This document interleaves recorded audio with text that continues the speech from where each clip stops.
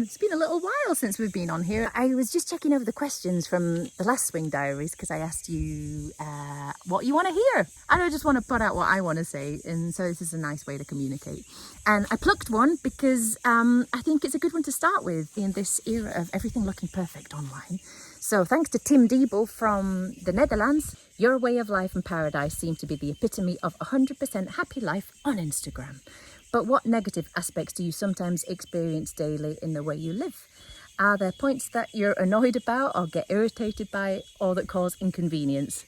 It's so inconvenient. This life is simple and beautiful and paradise and totally inconvenient. Like this morning I made a really nice hot chocolate and then up floated like this worm beetle thing. I don't even know what it was, but I don't want to eat the worm beetle thing. There's a wren that sings on my hammock every morning at about 6 o'clock and it's really cute and nice. And then in the morning I got to clean up all the caca. Currently there's a boa constrictor in my compost toilet. I can see its tail sticking out. I don't want to use the toilet right now.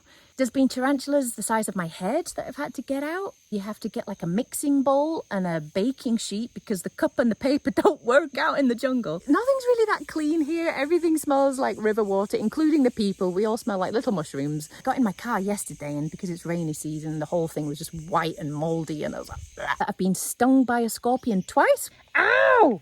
What are you? And there comes landslides and suddenly your road might be just blocked for a week and you can't get out. You think you had a plan and now you have to sit and draw a sketch. A lot of times the power goes, the electricity goes, and so you're left there with a little candle. There was a donkey in the church plaza yesterday. I like seeing things like that. I don't have Yorkshire Water to give a ring and say, hey, my water's gone. I get it from a waterfall up, like way up there. The other night, there's less water in the house for some reason, so I'm like, oh, there's going to be a leak on the line, which means you could end up getting a landslide if you don't check it. Midnight, okay, let's go and find this leak. I just had to get on with it, and I hated it. I didn't want to do it. I was getting absolutely soaked. My head torch had gone. Then I hear a swishing tail, and I think it was a jaguar, because this is a jaguar zone, and there's nothing else that big that has like a sound. And I did feel like get out there, but I'm like, no, I gotta fix this water.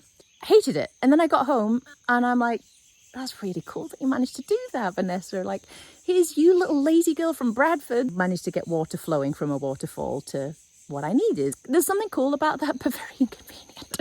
And also because nature is just so fast at growing, you feel a little bit constantly like you're not doing enough, you're not being enough, which I think might sound similar to the world in the city as well. It does feel like you're constantly behind and it makes you feel bad. And so I've now had to really learn to be like, okay, look what you have. You have a path. You have a shelter over your head. I don't feel loneliness, but I do feel desparchado, as they say, like taken apart from your bunch, which for me is a lot of the folk music scene and the bands there and the musicians. I think this is what's great about this medium as well. And the tours that those who buy merchandise help pay for the flights here, there and back. I do play a lot of live around here and it earns enough to live off for a few days, which is all of £15 a day. So the disparity is difficult to connect back to England. And sometimes I worry about that. Like, how am I going to keep connected to England when my earnings is this? So I hope that balances out a little bit. There's a lot of good on your side and there's a lot of good on this side and there's a lot of shadows, as equally there are over here. They're just different ones. Living out in the wild has definitely got so much paradise and light and, you know, it's clean air. I got clean water. I'm kind of my own queen here. You know, there's no one else around. I can do what I like. And I've been really happy here for, it's like nearly 6 years I've been here now. And I don't know how long it's going to last for. So we'll see. We'll see what's ahead of the story. But from what I know so far, it keeps changing. So I'm just going to keep writing it like a movie and having fun with it.